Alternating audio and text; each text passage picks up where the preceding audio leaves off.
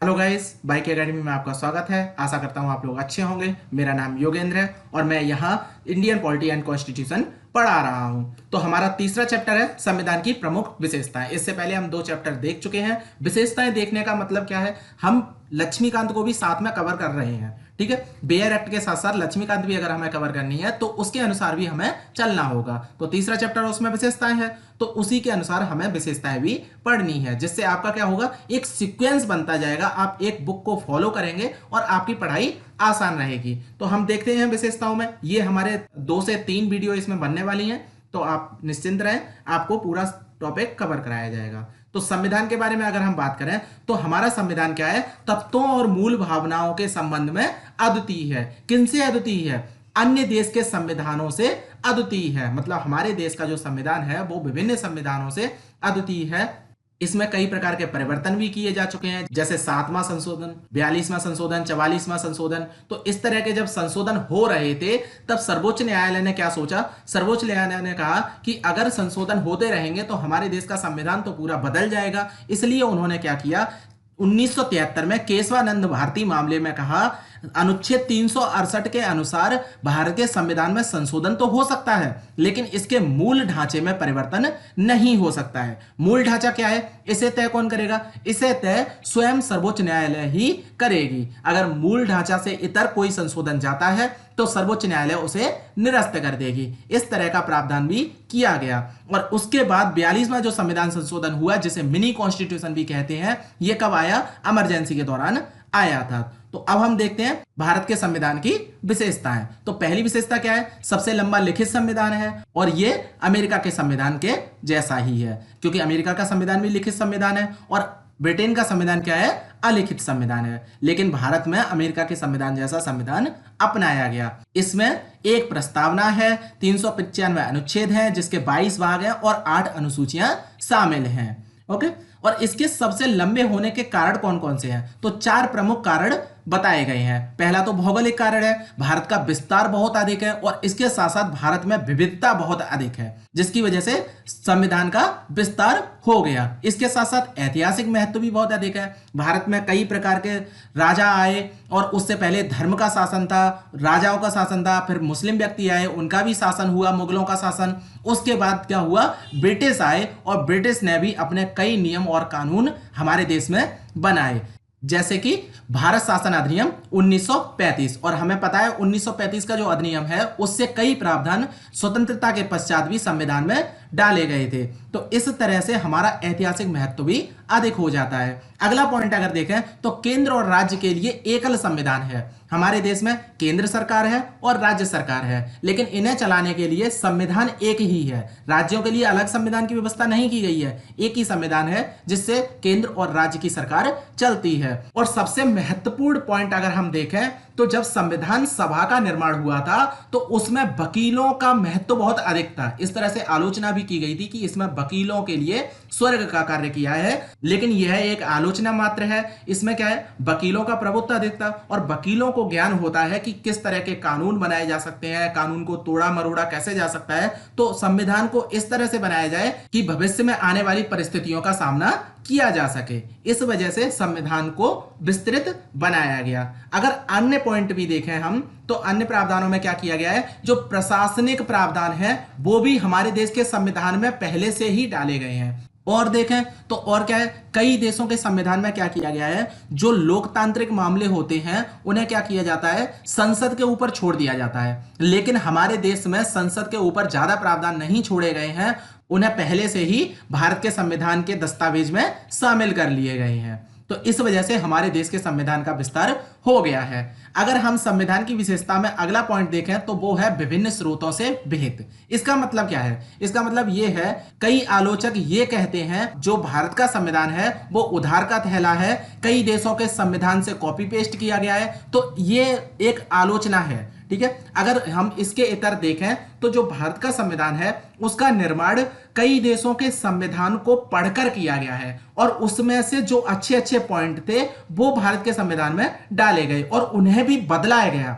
उन्हें बदला कैसे गया? उन्हें अपने देश के लोगों के अनुसार बदला गया कि हमारे देश के जैसे लोग हैं, जिस तरह से निवास करते हैं, उनके लिए वो किस तरह से उपयोगी होगा। इस तरह से उन्हें बदला गया और बदलकर हमारे देश के संविधान में डाला गया। तो इस तरह की बातें की जाती हैं। जैसे कि डॉक्टर अंबेडकर ने भी कहा था कि जो भारत के संविधान का निर्माण है वो विश्व के विभिन्न संविधानों को छानने के बाद किया गया है।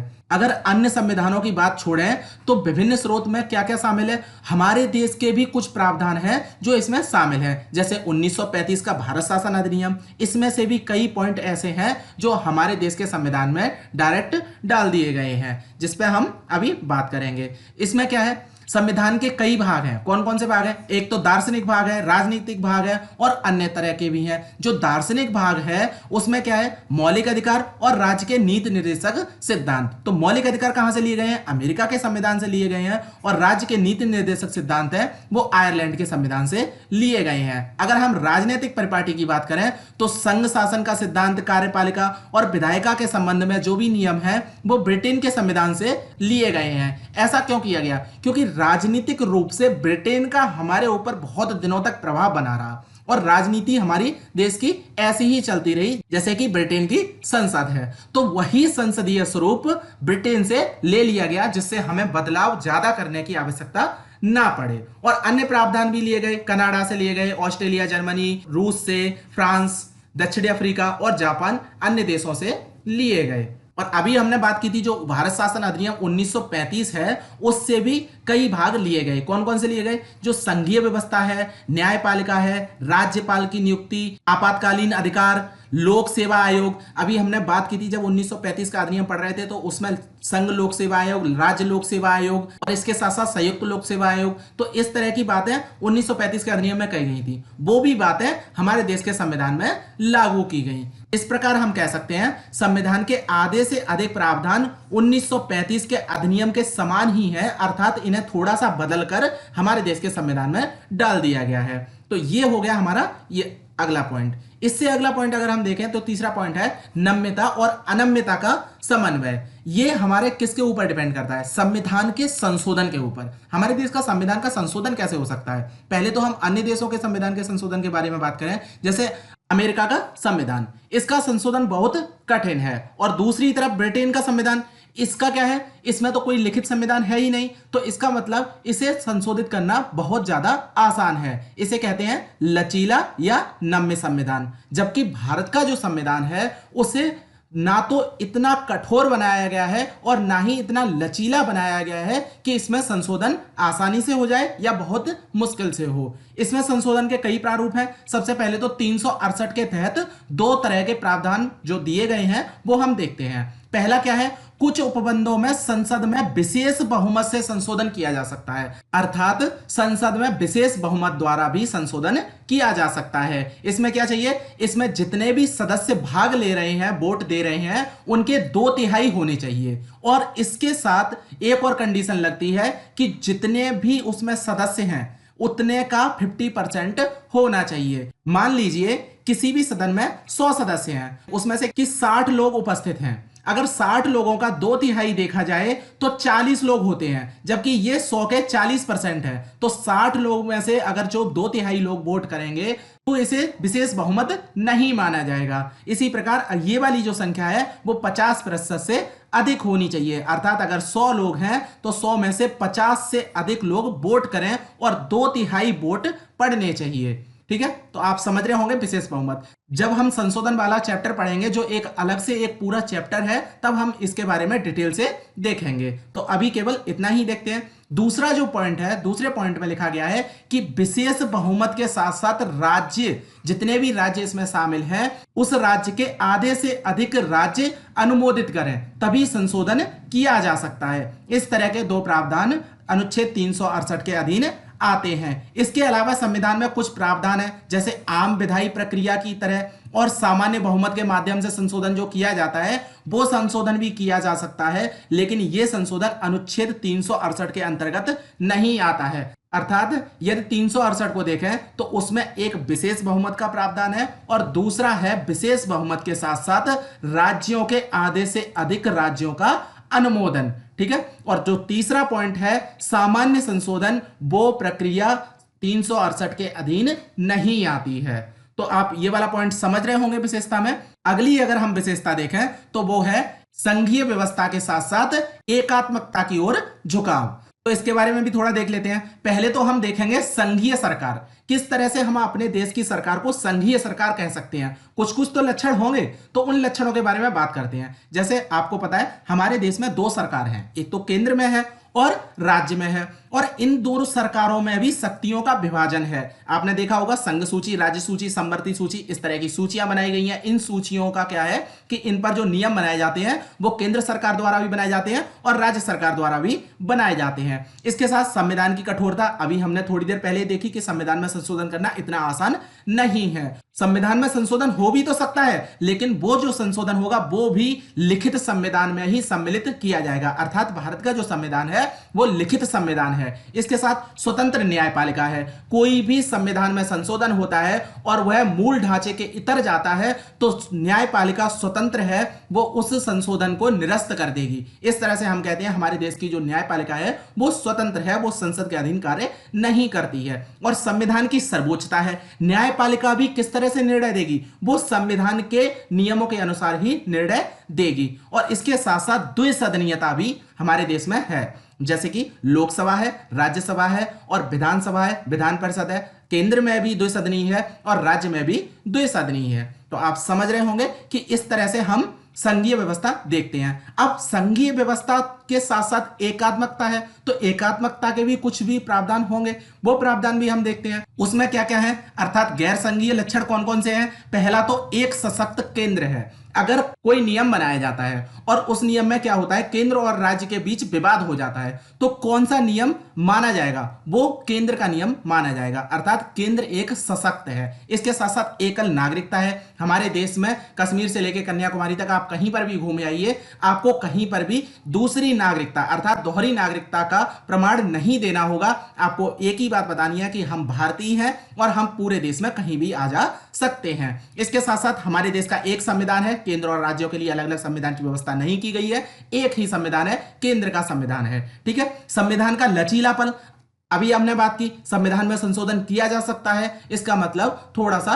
लचीलापन भी रखा गया है, लेकिन इतना भी लचीला नहीं है कि उसे आसानी से तुरंत बदला जा सकता है। उसमें भी संशोधन की एक प्रक्रिया है, उस प्रक्रिया से बदला जाता है। अमेरिका के संविधान की तरह इतना कठोर नहीं है। अखिल भारतीय सेवाएं, ये किसके अंडर काम करती हैं, ये केंद्र के अंडर काम करती हैं और राज्यों में इन्हें भी लगाया जाता है। तो आपको पता ही है कि जब केंद्र के अंडर कोई भी सेवा काम कर रही है और वो सेवाएं कहां दी जा रही हैं, राज्यों में दी जा रही हैं, तो वो केंद्र की शक्ति को दर्शाती हैं। ठीक है। इसके साथ साथ एकीकृत न्यायपालिका, इसके साथ एक प्रमुख प्रावधान है आपातकालीन प्रावधान। इसमें क्या होता है, अगर कहीं पर आपातकालीन प्रतिबंध लगाया जाता है तो उसमें केंद्र की शक्ति बहुत ज्यादा बढ़ जाती है, राज्य की शक्ति खत्म कर दी जाती है और केंद्र की शक्ति वहां पर लागू हो जाती है। वहां पर हम देखते हैं कि एकात्मकता का सबसे बड़ा उदाहरण आपातकालीन प्रतिबंध में देखा जा सकता है। और उसके साथ केंद्र द्वारा राज्यपाल की नियुक्ति भी की जाती है। राज्यपाल किनके अंडर